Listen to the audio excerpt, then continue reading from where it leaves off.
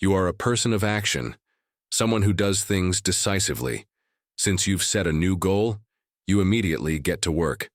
You arrange for the continued construction of the 4 teaching buildings and for the weaving factory to continue weaving wool fabric. The remaining 4/5 of the raw materials were earned by the Han tribe, making them perfect for processing into cloth for the tribe's own use. The women also have more time to devote to it, such as dyeing and weaving patterns. You don't need to focus on these things. Allowing the tribe members to create and innovate on their own is beneficial to the progress of the Han tribe, rather than relying solely on you to teach them everything. The most important thing is in your own courtyard. The 3 corn plants and 2 soybean plants are growing very well, with a good chance of producing new seeds. You specifically instruct Xiaodi to take extra care of them, emphasizing that they are the future of the tribe, as important as rice. Only after Xiaodi repeatedly confirms that she understands do you take people to the new city area to develop paper. There's no other way. Although Hanyang City has relatively complete facilities and a ready-made site, and the new city area is undergoing large-scale construction, the raw materials for papermaking are located there. Transporting them to Hanyang City for papermaking would be too laborious, and the materials are not easy to transport. Even if they were transported, the cost would be too high. You ride Huishan, followed by several skilled carpenters who have been selected. They also drive a bullock cart loaded with various carpentry tools. You are taking these carpenters to the new city to make paper. The journey is uneventful. It takes the group a whole day to reach the new city. They arrive in the evening, just in time to have dinner there. Dashu arranges a newly built house for them to sleep and work in. It's a row of 5 large tiled rooms with an east wing room as a kitchen. However, the house is completely empty, without even windows or doors. It's just a newly built shell, but you don't mind. At least there's a kang, and it's covered with a mat. It's much better than sleeping on piles of grass in a cave 2 years ago. Although there are no doors or windows, it's summer, and leaving the windows open keeps it cool. Papermaking is not a 1 or 2 day affair. The group settles into this newly built house. The raw materials haven't been fully collected yet, but you can't let people be idle. So you have the carpenters start making some simple furniture and work equipment, such as a large table and wooden boards for pressing the paper.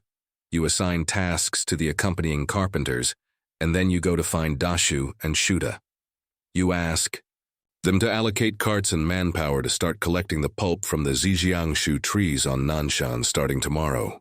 You also need them to find some junco from the northern mountainous area to weave finer and thinner mats, which will be used for paper scooping. Both of them agree and immediately mobilize resources to fully cooperate with the chief's task. Although they don't know what you need those things for, they are used to following orders and your unwillingness to answer such questions. Both of them are well aware that whenever this happens, it means the chief is about to create something new.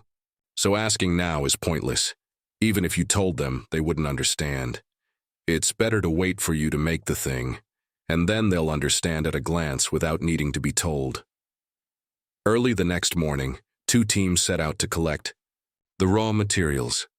The team going north to collect zhijiangshu has a relatively easy time, but those collecting pulp in the southern forest face more difficulties. They have to carry many buckets up and down the mountain. When they reach the location, they use an entrenching tool to cut a notch at the bottom of the tree trunk, then use buckets to collect the pulp inside. Finally, they collect it all into large buckets to transport it. There are many such materials. The pulp from just one baofujiangmu tree can fill several 100-liter buckets. Moreover, the pulp is very viscous and needs to be diluted with water before it can be used for papermaking. So in this sense, it's very abundant. The material from just one tree is enough for you to use for a long time and make a lot of white paper. However, after examining the pulp raw materials, you feel that this natural pulp is always soft and seems to lack fiber strength, making it prone to tearing. But you are not discouraged. There are many materials for papermaking. If one doesn't work, you can add others. Although single-material paper exists, such as paper made from bamboo or straw, you don't consider those for now. There is no bamboo here, and there is no straw here for the time being.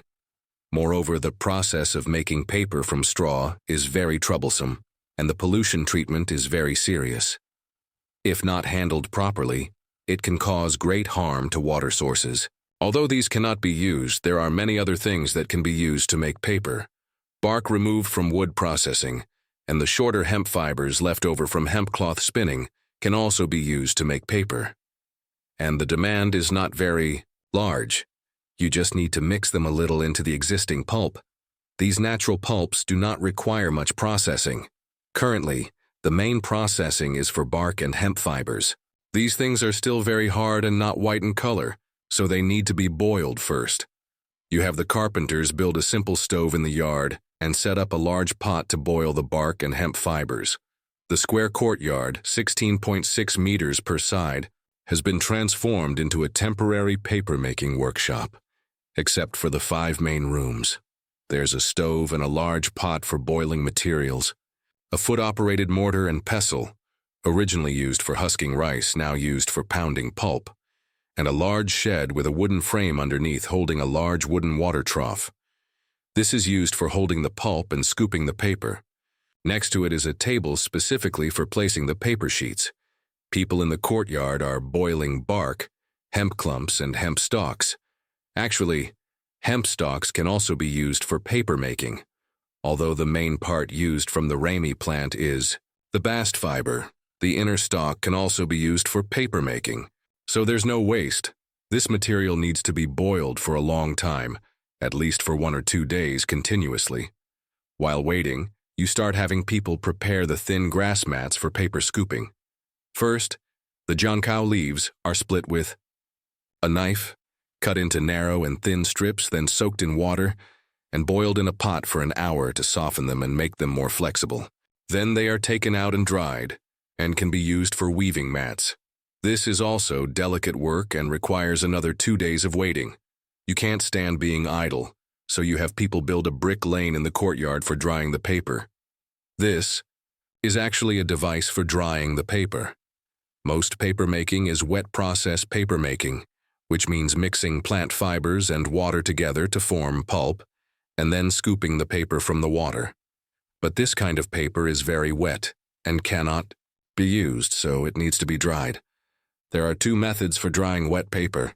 One is to stick each sheet of paper on a flat, large wooden board, and then let it dry naturally in a sunny drying yard. However, this method takes too long, occupies a large area, and is affected by the weather. There are many uncontrollable factors. What if there is a sudden wind or rain? Wouldn't all the paper being dried be ruined? So you choose the other method, baking. Bricks are laid on their sides to build a wall, making the wall very thin. Of course, this makes it easy to collapse, but that's okay. You can build buttresses on the back to provide more support, and the wall can stand firm. In this way, a thin wall about 5 or 6 centimeters thick is built. Then, at a parallel position, on its back, at a distance of 40 centimeters, another identical thin wall is built, so that the 2 walls form a parallel lane. Finally, the outer side is smoothed with a mixture of gypsum and kaolin, filling in the brick joints in all uneven places. After firing with fire to harden the surface, the lane is complete. When using it, just light a fire with firewood in the middle of the lane to heat both walls. Then the dehydrated paper sheets are stuck to the flat wall surface, using the heat of the wall to dry the paper. This is very fast. Basically, it only takes a few seconds to dry completely. During operation, one person can stick 2 sheets of paper. The wall is divided into left and right sticking positions. First, stick the first sheet on the left, and then stick the second sheet on the right. When the second sheet is stuck, the first sheet is already dry. Then, remove the left sheet and continue sticking, alternating left and right. The work efficiency is very high. Moreover, this baking method saves time and effort, a large number of wooden boards, and a large drying yard. It's not affected by weather factors, has high production efficiency, and the output is also considerable. This is why you built this lane. Boiling materials, weaving paper, scooping mats, and building, smoothing, and firing the wall are all carried out simultaneously. Finally, after 2 days, there are results. The mats are the first to be woven. 4 mats are made, each 90 centimeters long and 60 centimeters wide. This is an enlarged size of A2 paper with a margin. After the paper is made, a paper cutter can be used to cut off the margins and trim it to the A2 paper specification. The same size is more convenient to use. Folding A2 in half gives A4. Folding A4 in half gives A8, which is the size of a normal exam paper, and folding it again in half, A16, is the size of a large workbook. This way, whatever size paper you want, you just need to fold and cut it. In addition, considering that this is the first time scooping paper, it would be difficult to handle if it were made too large, so you didn't have them make very large mats. You can make larger ones later when the workers are more skilled. Your primary goal now is to test the feasibility of papermaking. The A2 size is neither too big nor too small, and even if it's used for experiments, it won't be wasted. After the four mats are made, you have the carpenters make 4 wooden frames specifically for holding the mats, making it easier to hold them during paper scooping. In the afternoon, after all this is done, the lane firing wall for drying the paper is also ready. You have it polished again, and it can be put into use at any time. The materials that were being boiled in the pot were only just taken off the heat the next morning. The bark, hemp stalks, and waste hemp clumps are taken out and can be seen to have been boiled until they are white and rotten. However, they still cannot be used. These things need to be mixed with the natural pulp and pounded until they are completely mixed and beaten into a cotton-like state before they can be made into thin paper pulp for use. Although there is still a pounding process, physical labor is not a problem for the Han tribe. They are very diligent and are not afraid of exerting effort. They are more afraid of being idle with nothing to do. Several people take turns stepping on the lever hammer, with one person left to turn over the material in the mortar. It takes half a day to pound the materials. However, this is mainly because there isn't much material, as it is still in the experimental stage and not large-scale production. All the preparations are complete. In the afternoon, the group starts scooping paper in this small workshop. You are the first to scoop the paper. Although you haven't done it before, you understand some precautions such as stirring the pulp in the pulp tank with a stick before scooping to make the density of the pulp even and prevent it from settling to the bottom. Then comes the scooping. The pulp. Scoop a certain amount of flocculent pulp and water into the wooden frame. Then tilt the frame left and right twice, using the scooped-up water to level and spread the flocculent pulp evenly in the frame. After this step is completed, the mat can be removed from the wooden frame, and then the mat is dragged to spread the paper flat on the table where water has been poured. The following is a boring repetition of steps. Scoop paper, spread paper, scoop paper, spread paper. This is the first time you've made paper in both your lives. You don't have any experience, but you know a little. So you scoop a few dozen sheets yourself, and after feeling that you've grasped some skills, you teach others and then gradually improve work efficiency. There's really no way around paper scooping. You can only improve speed and quality through long-term practice. It's impossible to take shortcuts. This thing can only be done by people for the time being. It's unrealistic to replace it with machines. The wooden trough holding the pulp is large enough for 2 people to work simultaneously. You personally scoop a few dozen sheets, teach them the techniques, and then step aside, only providing guidance from the sidelines. You watch for a while. Both paper scoopers are very serious. They have learned how to use water to level the pulp, as you taught them earlier. Each sheet is spread fully, ensuring that there are absolutely no holes, while maximizing speed as much as possible. However, the overall principle is still quality first. You can't blindly pursue speed, otherwise you'll end up with a pile of unusable defective products. The 3 of them have scooped nearly 200 sheets of paper, stacking them layer by layer. Overall, the paper is quite good. First of all, the pulp is beaten finely enough, but the fibers haven't broken. This results in very even paper, without any points being particularly thick or thin. However, although each individual sheet is relatively uniform, putting over 100 sheets together is a different story. You can easily feel that some are thicker and some are thinner, even though each individual sheet still appears uniform. This is because the total amount of pulp they scoop each time is different. Although it's spread evenly, if the total amount is different to begin with, it won't be the same thickness even if it's even. After discovering this problem, you immediately remind the two of them to pay attention to the total amount of pulp they scoop each time, trying to make it the same each time. The two quickly nod in agreement. They work like this for 4 hours. When the water is low, they add more water. When the pulp is low, they add more pulp. Including the ones you made, they have already scooped out 600 sheets of paper. The speed of paper scooping is also much faster than at the beginning, from about 2 minutes per sheet at the start to 3 minutes for 2 sheets, then 1 minute per sheet, and 2 minutes for 3 sheets. The efficiency is getting higher and higher, and due to the increased skill, the quality has also improved significantly. At the very least, they all look about the same thickness. These 600 wet sheets are stacked on the table, and the height looks about a hand's width. They contain a lot of water, and the sheets are not flat.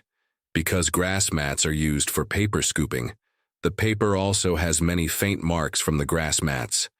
But this is not important, as long as they are pressed flat and dehydrated. Dehydrating. The paper is also very simple. Just press it. Stack the wet paper on the table, press a wooden board on top of the wet paper, and then use heavy objects to press down, or use 2 thick wooden sticks to clamp the wooden board and the table. Then tie hemp ropes to both ends of the sticks and use a short stick to twist the ropes. This way, you can use the twisting force to dehydrate the wet paper.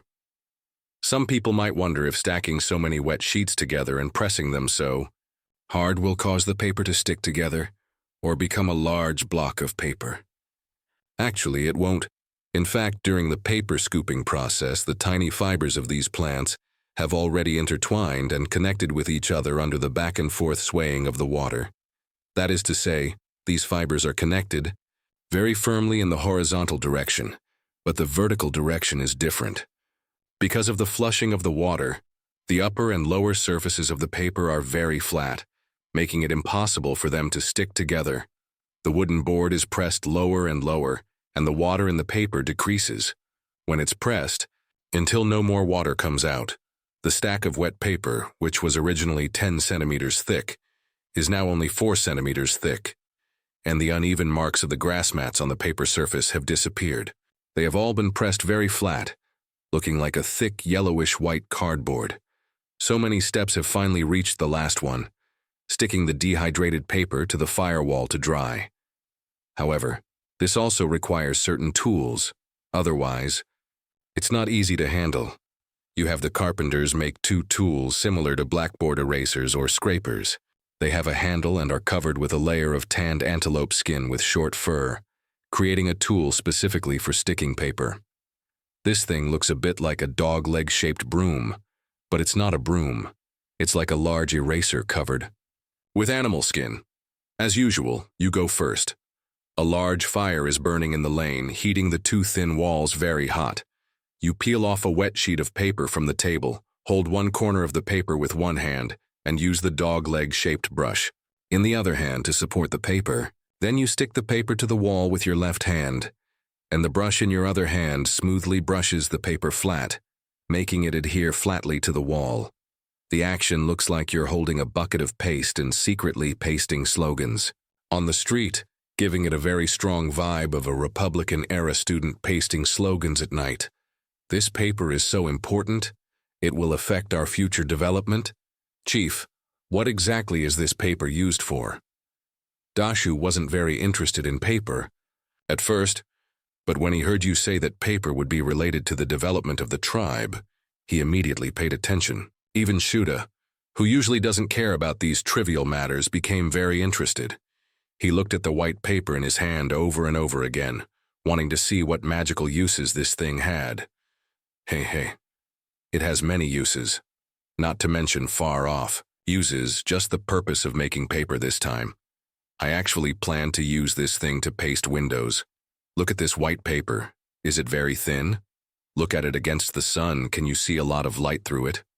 You explain to them. Hearing this, the two quickly hold up the white paper in their hands and look at it against the sun. As you said, although the paper is not transparent, it does let a lot of light through. Chief, this paper does let light through. It must be better than animal skin for pasting windows. Using animal skin to paste windows makes the room dark and you can't see anything. And the room is also very stuffy. So, Chief, you made paper to paste windows. Do you want to replace all the animal skins and use them to make clothes? Shuda looks at it against the sun and immediately guesses your purpose, then confirms with you. Chief, this paper does transmit light, but it shouldn't be suitable for pasting windows. I think this paper is not strong, and it easily rots when it gets wet. Maybe even a strong wind could blow it apart. Although animal skin also has many problems, it is strong and durable. Dashu also puts forward his own point of view. Haha, you are both right. I do want to use paper to replace animal skin. We have so many more people this year, and wearing animal skins in winter is a big problem. Without enough animal skins to survive the winter, there will be problems. As for Dashu's concern about the paper not being strong enough and being afraid of water, this is actually very easy to solve. Our tribe now has tung oil, and that thing is not afraid of water. As long as we brush tung oil on the paper, it will make the paper waterproof. Although it won't be okay to soak it in water, it can withstand ordinary wind and rain. And the oiled paper will also be more transparent. You can even see things on the other side. If you don't believe it, you can find some tung oil and try it now. You continue to educate the two.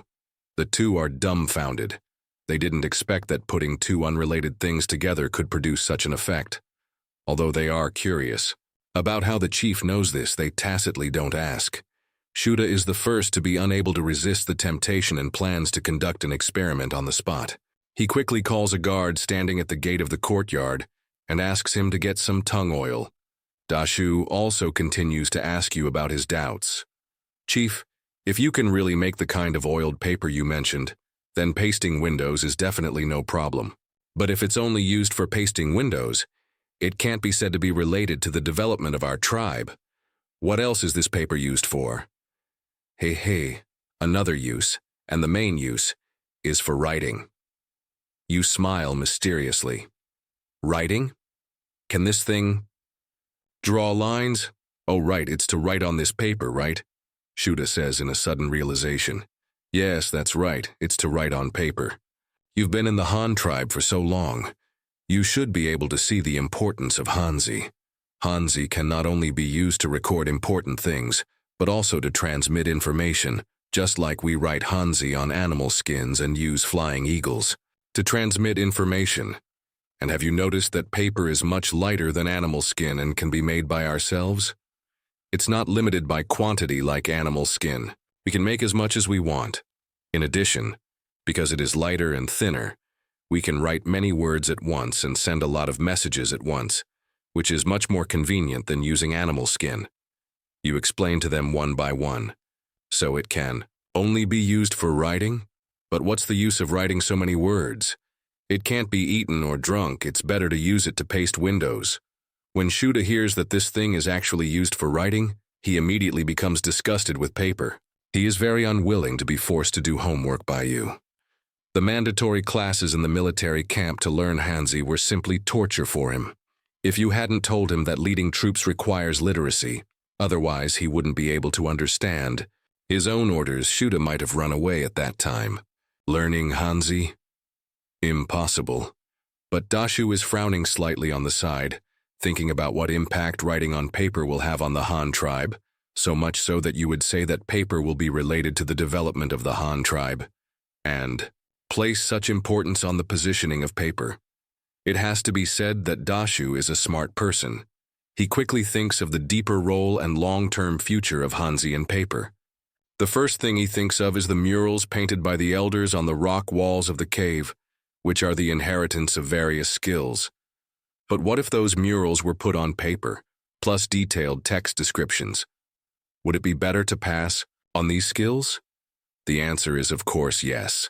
The Han tribe is so strong now because of you and the various good things brought by your technology. But if these good things are not passed down, the Han tribe will regress, which will definitely happen.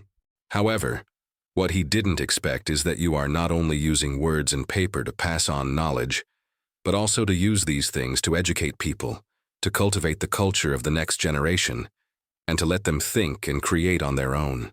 It is not enough to just rely on what you leave behind. A civilization must be full of vitality and creativity if it wants to go far and not just rely on the inheritance of its ancestors.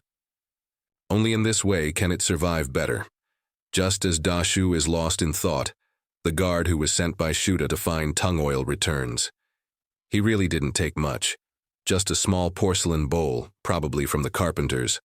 Shuda is bored in the courtyard. Seeing that the guard has brought the oil, he can't wait to start the experiment of making oiled paper.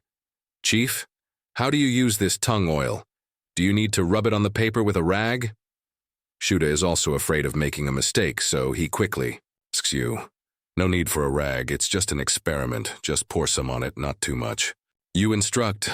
Shuda quickly follows suit, spreads the white paper on an empty table, and pours a little tung oil directly on it. The tung oil is immediately absorbed by the paper, turning it semi-transparent. After waiting for a while, when the oil has completely spread, Shuda holds the oiled part in his hand and exclaims in surprise, "Oh my God, I can see the lines on my hand from above." The success of the oiled paper greatly surprised Shuda and Dashu. They had initially thought that the paper you mentioned would be slightly more translucent, but they hadn't expected that the finished oiled paper, when placed close to other objects, would allow them to clearly see what was underneath. This kind of semi-transparent material was undoubtedly a divine artifact for the primitive people who had never seen anything transparent. If you could find the right materials to make glass in the future, who knows how astonished they would be. After marveling for a while, the two listened to your explanation of the white paper-making process and then went off to their respective tasks. You, on the other hand, stayed in the small workshop to continue observing the workers producing white paper. The first batch of 600 sheets of paper was completely dried, but in the end, only about 570 sheets remained intact. The others were damaged, due to excessive force when removing them from the drying frame, or because they were not flattened properly on the heated wall, resulting in defective products. The appearance of defective products is inevitable. Although it was still regrettable, this was the first time they had done it, and everyone had little experience. You were actually very happy that they could produce usable products on the first try. The paper-making experiment was successful, and the following days were naturally spent working overtime to produce more. The small workshop was running at full capacity, and more than 1,000 sheets could be produced in a day. However, the windows and doors of the Han tribe were very large, and a considerable amount of paper was needed. Each household required dozens of sheets of oiled paper, and it would take a lot more to satisfy the renovation of all the doors and windows in Hanyang City. For several consecutive days, the paper-making workshop was constantly producing paper. You didn't need to do the work yourself, so you were free again.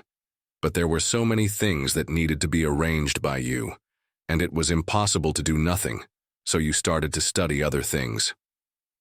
Paper had now been made, and the current output was acceptable. In at most a week, the output of the paper-making workshop would be enough to cover the doors and windows of Hanyang City. However, a considerable amount of the raw materials collected this time remained, and naturally, they could not be wasted, so production had to continue. In other words, when you returned this time, you would definitely be able to bring back a batch of extra paper. And what would this paper be used for? Writing, of course. Paper had already appeared, so pens couldn't be far behind. But what kind of pen should be promoted in the Han tribe? stumped you for a while. Fountain pens and ballpoint pens were out of the question, as they were too impractical. Let's talk about the pens that could be made with the current production level of the Han tribe, with available raw materials. There were 3 types, but which one to choose made you hesitate. European quill pens, classical Chinese writing brushes, and pencils could all be made now, but you had to first consider the problems that might be encountered in the future. First of all, papermaking was a handicraft. In the entire manufacturing process, only the step of pounding the raw materials could be replaced by automatic machinery powered by wind or water. The others, whether it was boiling the materials or scooping the paper, had to be done manually. In other words, with the current level of technology, no matter how much the production process was improved, the output of paper would not increase much, so the cost of producing paper was very high. If the tribe became privately owned, ordinary, people might not be able to afford it. Since ancient times, paper has always been a luxury item. Only those from wealthy families could afford to go to school. Ordinary people who rely solely on farming could not afford to support someone to take the imperial examination. You, on the contrary, because you want to popularize education, you need to use a lot of paper. But the output of paper is small, and the cost is so high. What should you do? The solution you came up with was to save. With the same sheet of paper, using a writing brush to write large characters wouldn't allow for many characters. But what if the characters were written smaller? This way, a lot of characters could be written on one sheet of paper. So you eliminated the writing brush first. Continuing to choose, the suitable pens for writing small characters were quill pens and pencils. But when it came to quill pens, you didn't like them at all. In terms of production methods and usage characteristics, there were not many materials for quill pens. That kind of particularly large feather was also very rare in the Han tribe. Even if there were any, they were used to make arrows. Another thing to say is that the quill pen is a consumable item. After writing some words, you need to use a knife to sharpen a new tip. This is a bit like a pencil, which means that if a pen is used to write a lot of words every day, it will be scrapped in 2 days. The cost performance is very uneconomical. All in all, the main materials of pencils are wood, clay, and graphite. There is plenty of wood and clay. Although there is no graphite mine nearby, you once purchased a piece at the Spring Festival in Rumeng-Shuigu. At that time, you also purchased a piece of borax ore, which was a commodity sold by the Zhui tribe. Now that the Zhui tribe has been fully integrated into the Han tribe, it means that you have mastered the production areas of these 2 minerals. So the next step is easy. Just let the people of the Zhui tribe lead the way to mine. Thinking of doing it, you immediately found Shuda and the former leader of the Shui tribe and told them about the mining. Chief, what's the matter? The 2 heard the summons and came to you together. Well, there is something I need you to do. Chief Shui, do you still remember the 2 stones I exchanged from you at the Mengu Spring Festival last year? You said straight to the point. Stones. Chief, are you talking about the black one and the gray one? Chief Shui also recalled. Yes. Those 2. I need those 2 stones now. Do you still remember where those stones were found? Are there many of those stones locally? Are they easy to dig? I need a lot, you continued to ask. There are many. The black soft stone is only a little more than a day's journey from our previous residence. We found it while hunting. It's quite easy to dig. The stone is not strong at all, but you have to dig a hole to get it. As for the gray stone, it was found on a stone mountain. The mountain was bare and there were no plants growing on it. The gray stones were also everywhere, but it was not a good thing. I tried it before. As long as the gray stone is placed in one place, the surrounding grass will all die. Chief. Jui continued to explain the local situation. You know that borax can be used as a permanent herbicide, but you wouldn't be foolish enough to use borax to weed the farmland. In that case, the weeds would be removed, but the grain would also be finished. After all, grain is also a plant. Borax cannot distinguish between what is useful and what is not. And you don't need this thing for weeding, but to use it as a rust remover for metal. so you don't need a lot. The main purpose of this time is to collect more graphite. Well, it's good that you remember the place. The task I want to give you this time is to mine. That is, to collect those two kinds of stones. We'll let Shuda send people to protect your safety. You also need to collect more. We don't have time to go often. We need to collect enough for a period of time. Shuda and you immediately mobilize 2 small flags of troops. Let Tan Jian, the general flag of archers, lead the team and escort 20 people from the Su clan. Bring 5 large carts and digging tools and food for the road. This time directly transport back 4 carts of graphite ore and 1 cart of borax. Go early and return early. Oh, by the way, bring a flying eagle and report back to me directly if there is any situation. You immediately gave orders to the 2. Education must definitely continue. You estimate that a large part of the main financial expenditure after the founding of the country will be spent on education. Although the cost is huge, it is a long-term investment. As long as a group of talents from the Han tribe can be cultivated, the Han tribe can be passed on forever. No matter how the country changes in the future, civilization will never disappear. This may be what you leave for this world, and it may also be the purpose of the unknown existence that brought you here. This is the plan for now. The Zhu clan has already gone to collect the materials for making pencils, and there is no shortage of materials for making writing brushes. On the contrary, the Han tribe has a lot. The shafts of writing brushes are generally made of wood or bamboo. Of course, there are also luxurious metal shafts, but those are rare. You thought about it, bamboo is impossible. Among the existing resources of the Han tribe, the most suitable material for making pen shafts is the thorns of the diaozi cannibal tree. These thorns are very long, each more than 1 meter long. They are usually collected and made into arrows, and a section is cut off each time. In the past, this section was basically thrown away and used as firewood. It was a waste, but now it has finally found the right way to use it. The shafts for making pens are available, so the next step is the brush head. Although the earliest writing brushes seem to be made of rabbit hair, they later developed into 3 main types: weasel hair, goat hair, and mixed hair. Needless to say, goat hair is actually the hair on the sheep. Making weasel hair is more interesting. Now, weasel hair is generally made of weasel hair. Other wolves have become protected animals in zoos, and only weasels can barely be called wolves. As for mixed hair, as the name suggests, it is to put 2 kinds of hair together. Generally, a water-absorbing goat hair core is placed inside, and then a weasel hair outer layer is wrapped around it. The writing brush you want to make is also like this, but it has real wolf hair.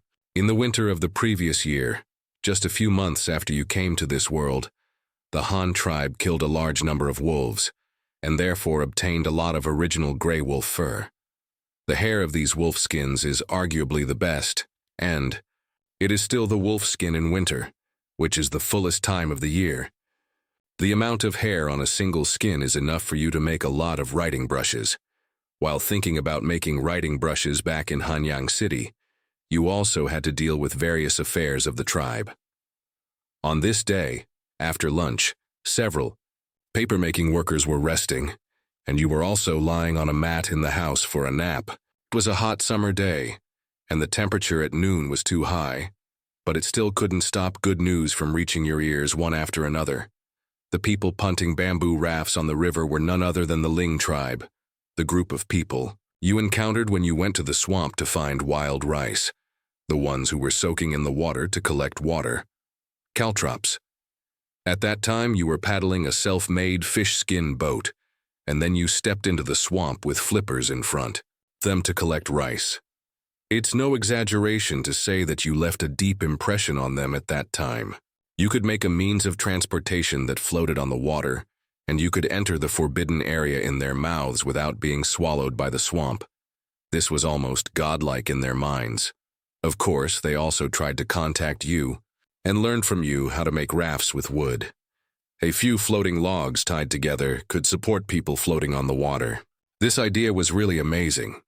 Then the people of the Ling tribe became keen on making rafts, making all kinds of rafts. Because they lived in the swamp, although there was also dry land all year round, the surrounding environment was still dominated by water networks.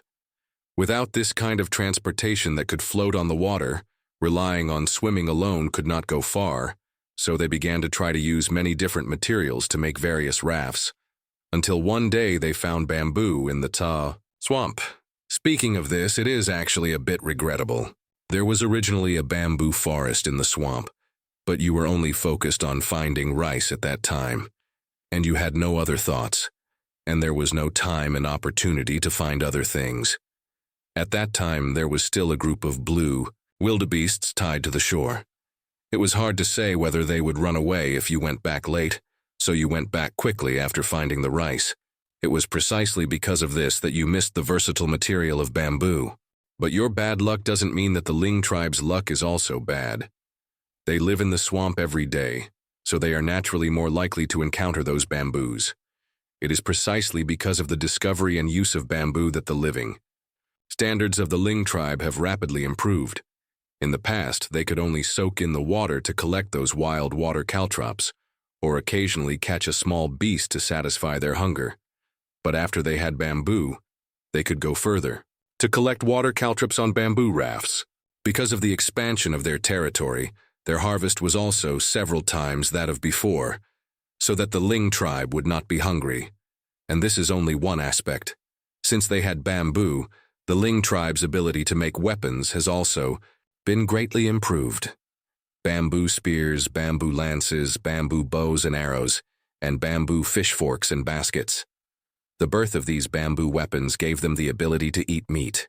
They could go fishing on bamboo rafts, hunt small animals such as otters and beavers with bamboo spears, and conquer other tribes.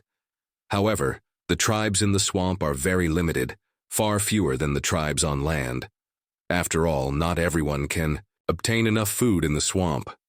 In this way, relying on a large number of bamboo rafts and natural bamboo weapons, the Ling tribe conquered or threatened and annexed 4 or 5 small tribes in a row. Finally, they had no opponents, and their population surged to more than 1,000, becoming a dominant force in the swamp. The rapid rise of the Ling tribe can be attributed to your credit. It was you who taught the Ling tribe how to build rafts, so that they could go further. Otherwise, they would not have discovered bamboo, and then they would have risen strongly relying on bamboo. Although all this has nothing to do with you directly, it can be regarded as the butterfly effect you brought about. However, the butterfly effect you brought is not over yet, and it is still affecting the Ling tribe. The Ling tribe also knows that they can become so strong and improve their living standards so much, all thanks to the skills you taught them. They think you are a god who came to enlighten them specially. Otherwise, why would you suddenly parachute near their tribe? Under this theory that you are the god of heaven, the Ling tribe began to dig deep into their memories, hoping to get some inspiration from them. When they met you, what did you do besides teaching them to build rafts? As a result, they soon discovered a very important thing. The god came in a small boat and took away a plant from the forbidden area. The god came specifically to find that plant. Something that even the god cares so much about must be a very useful thing. This major discovery made them very excited, so the Ling tribe immediately organized people to return to the forbidden area to find the special plant you took away at that time. They learned from you, used bamboo rafts as boards, and stepped into the swamp step by step, and then naturally found the rice you collected at that time. After they collected some rice, they didn't know the function of this plant at first, but what else can plants be used for besides some that can cure diseases and some that can be eaten? Perhaps the god is looking for this thing to eat. This thing must be edible. After all, those water birds especially like to eat this thing, and they are still alive and well. This shows that people should also be able to eat it, so they began to try various ways of eating rice, roasting the ears of rice. As a result, they were either unripe or directly roasted. In special cases, they became popcorn. In short, they have never gotten the correct way to eat rice. Until one day, a member of the Ling tribe put the peeled rice in a bamboo tube and cooked it with fish, and then they got a portion of bamboo tube fish porridge. This sudden discovery made the high-level officials of the Ling tribe very happy. The cooked rice was no longer so dry and hard, but became soft and delicious, and exuded the unique fragrance of rice. It was indeed a rare delicacy in nature. No wonder the god loves to eat this thing. In order to verify whether this eating method is correct, they specially made several bamboo tubes of rice and cooked them with water. However, because they did not know the correct proportion of water and rice, the cooked rice either became thin rice soup or porridge, and some even cooked bamboo tube rice. Finally, after verification one by one, the Ling tribe concluded that, no matter what the rice is cooked into, it is edible, especially the dry rice without water, which is simply the best in the world. The sweet, soft, and glutinous natural and pollution-free rice, mixed with the unique fragrance of rice and fresh bamboo.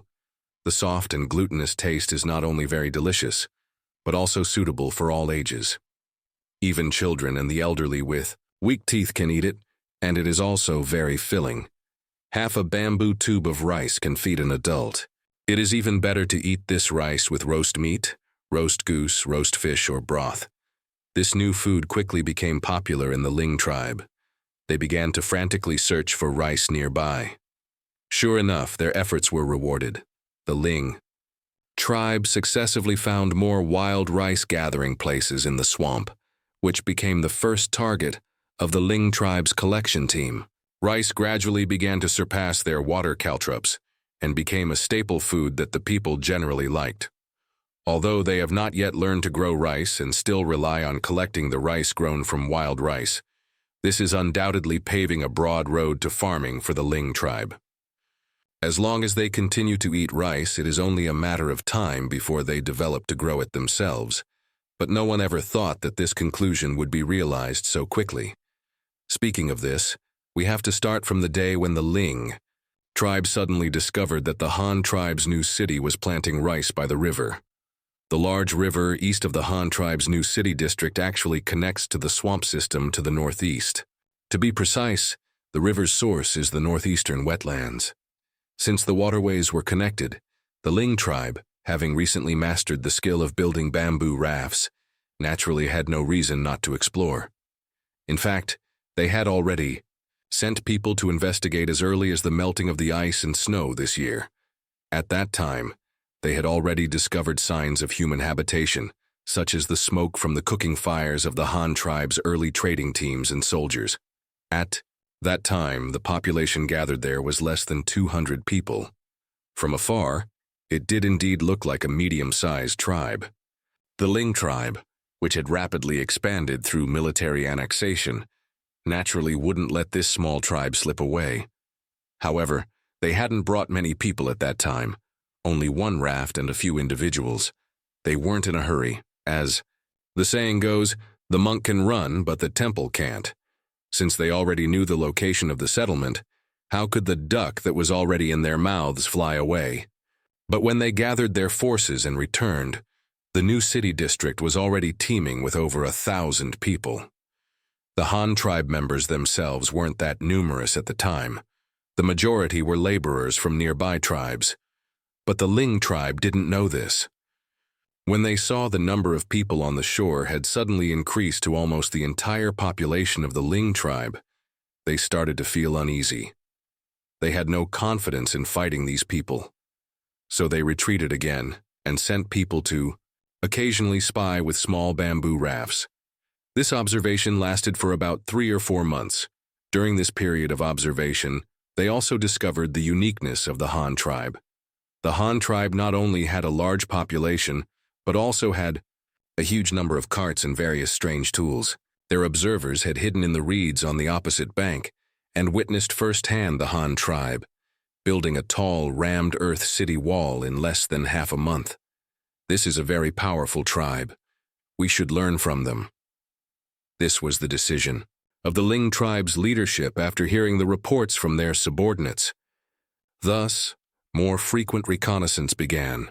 The scouts discovered in their day-to-day surveillance that since the city wall was built, even more people had come, almost several times more than before, and the numbers were still increasing. What surprised them even more was that this tribe had domesticated a large number of beasts, almost equal to the population, and even several times more than the population of the Ling tribe. Never mind the cattle and horses, the more than 3,000 saiga. Antelopes were very conspicuous.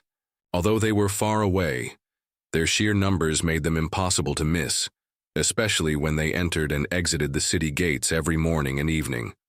All this information was fed back to the Ling tribe, giving them a deeper understanding of this tribe that lived on land. However, their leadership also had questions. With so many people gathered in one place, what did they all eat? What provided their food? However, before they could ponder this question too much, the Han tribe made new moves. The large population that had recently moved in began to dig deep trenches along the river and diverted the river water into them. This action shocked and puzzled the Ling tribe. Humans could actually alter the natural landscape, change the direction of the water flow for their own use.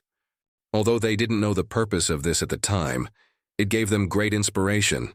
It turned out that with enough people, even moving mountains and filling seas might be possible. Continuing their observation, the Han tribe's next actions baffled them even more. They used a large amount of labor and cattle and horses to turn over the soil along the river.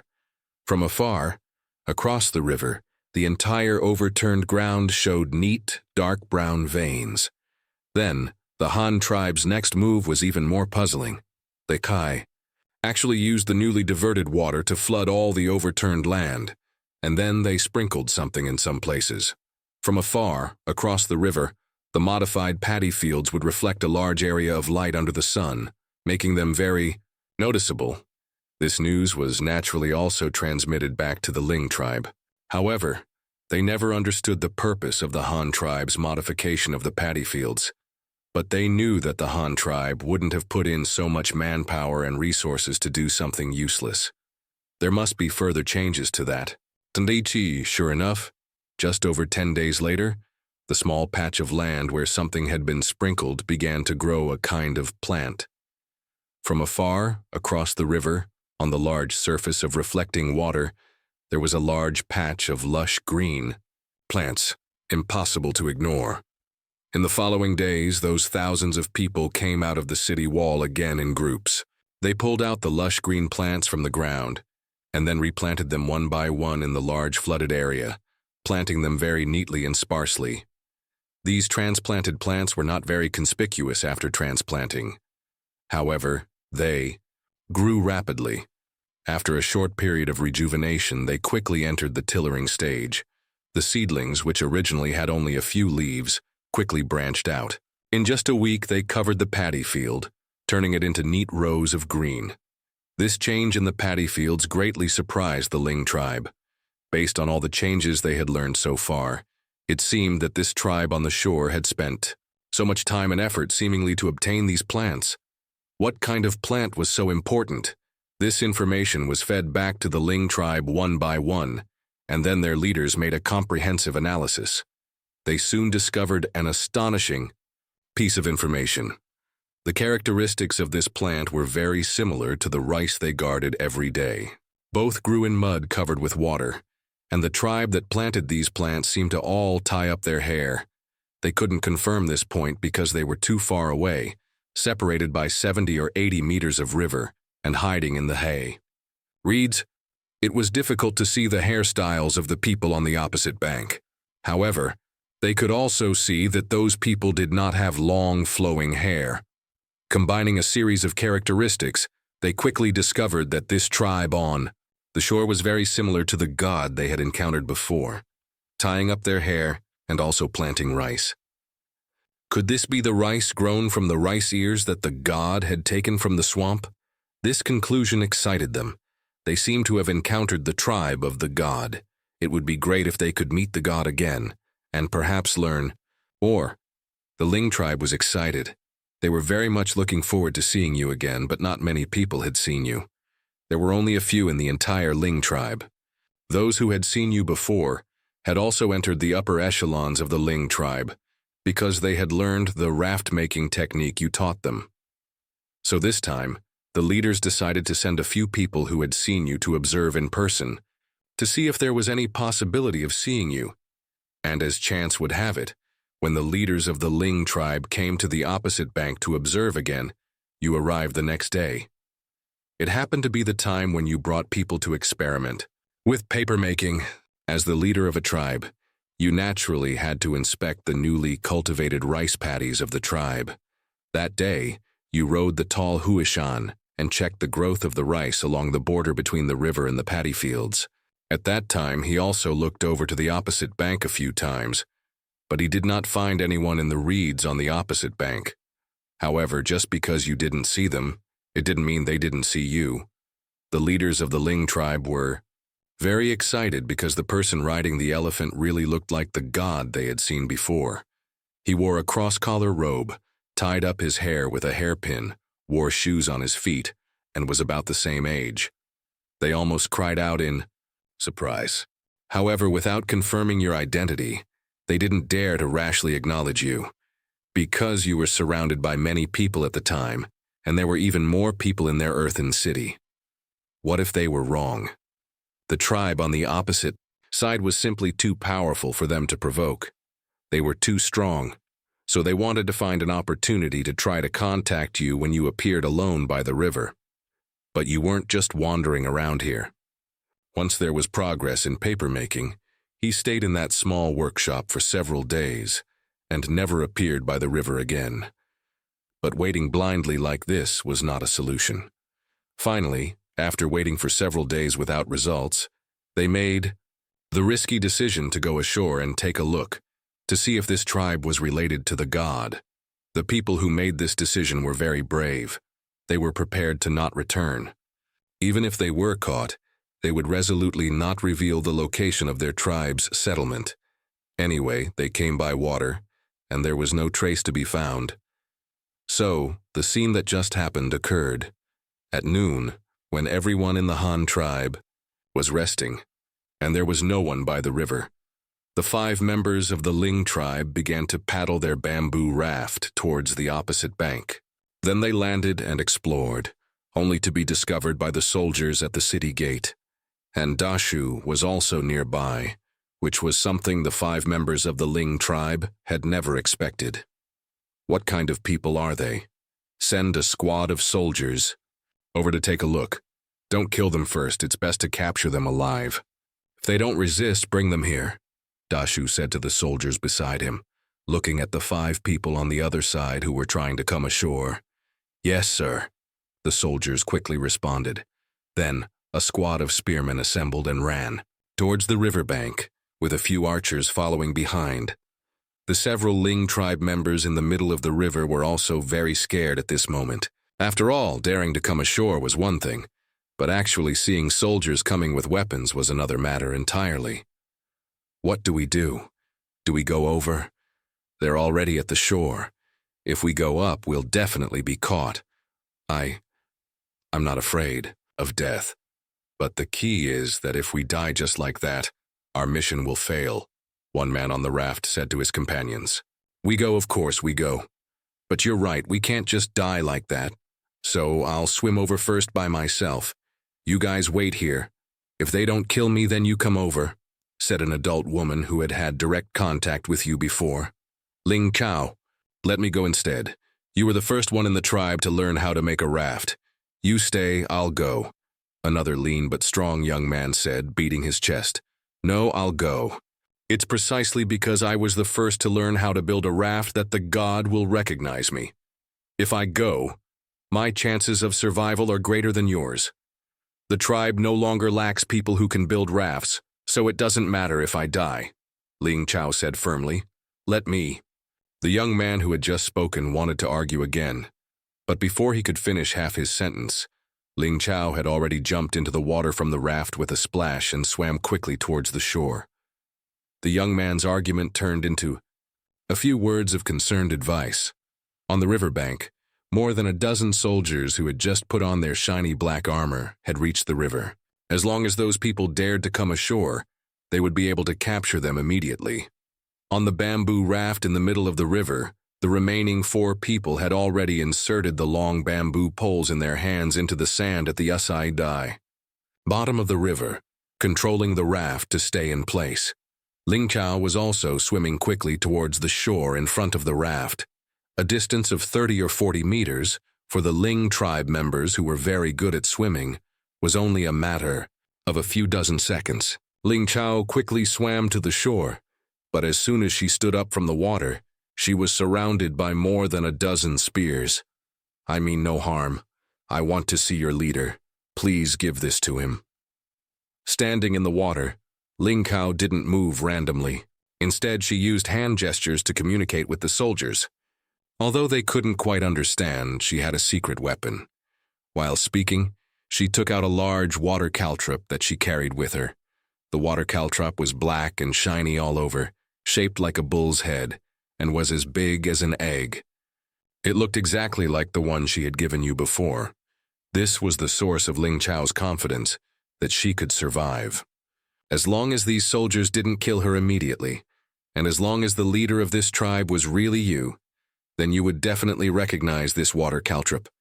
With this, you would know that she was from the Ling tribe, and maybe you would spare her life for the sake of your previous acquaintance.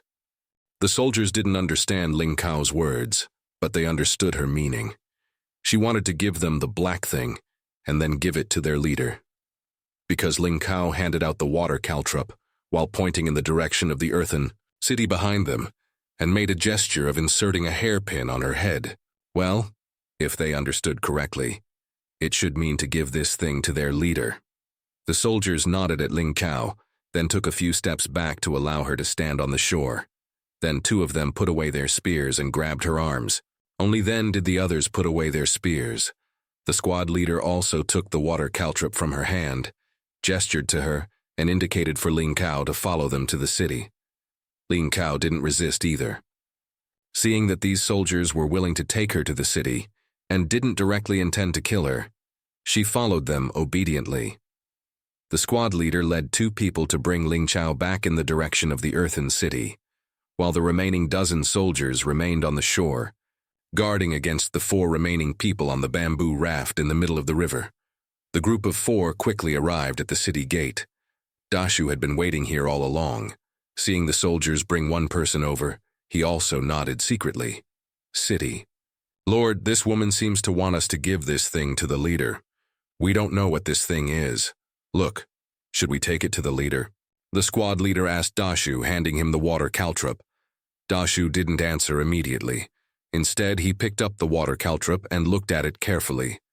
The more he looked, the more he felt that this thing looked like a bull's head. But looking closely, it was indeed a plant. Such a peculiar plant might indeed have some special purpose. Does this woman know the leader? Or did the leader entrust her to help find this plant? Or did she want to use this thing to trade with the Han tribe? Dashu guessed. However, although he didn't know the specific purpose of this woman, Dashu still decided to show it to you. What if it really had some use? He didn't want to misjudge and ruin some plan of the leader. You guys wait here. I'll take it to the leader to have a look. Don't make things difficult for this person and don't hold her. Find her some water to drink and just make sure she doesn't run around. Dashu instructed the soldiers, then turned and entered the city to find you. At the city gate, Ling Chao's arms were also released. A soldier brought a stool for her to sit on, and another brought her a bowl of clean water in a white porcelain bowl. Seeing the attitude of these soldiers towards her, Ling Chao also relaxed and began to look around curiously. A stool that seemed to be made of wood. Was this specially used for sitting? And a clean white container used for holding water? And there were strange symbols and beautiful patterns on the outside of this container. It was really exquisite. They actually used such a beautiful container to treat her. After looking at these 2 things, Ling Chao began to observe the surrounding soldiers, the tall city wall next to her, and the appearance of the inner city seen from the gate. She couldn't help but exclaim in admiration from time to time. And at this moment, Dashu also arrived at the courtyard where you were making paper, holding the water caltrop. Leader, a few people just came from across the river. They have a flat thing that can float on the water. But now only a woman has come over. That woman took a strange plant fruit and asked me to give it to you, Dashu said, coming to the room where you were sleeping. You were sitting cross-legged on the mat looking at the black water caltrop and almost blurted out, "Water caltrop! You said those people came from the other side of the river on a kind of board that floats on the water, and they brought this thing and asked you to give it to me?" You looked at the water caltrop, suddenly no longer sleepy, and said with some surprise, "Yes, leader, do you know this thing? Why does this fruit look so much like a bull's head? Does it have any special use? Is it very important to us?" Dashu also asked in confusion.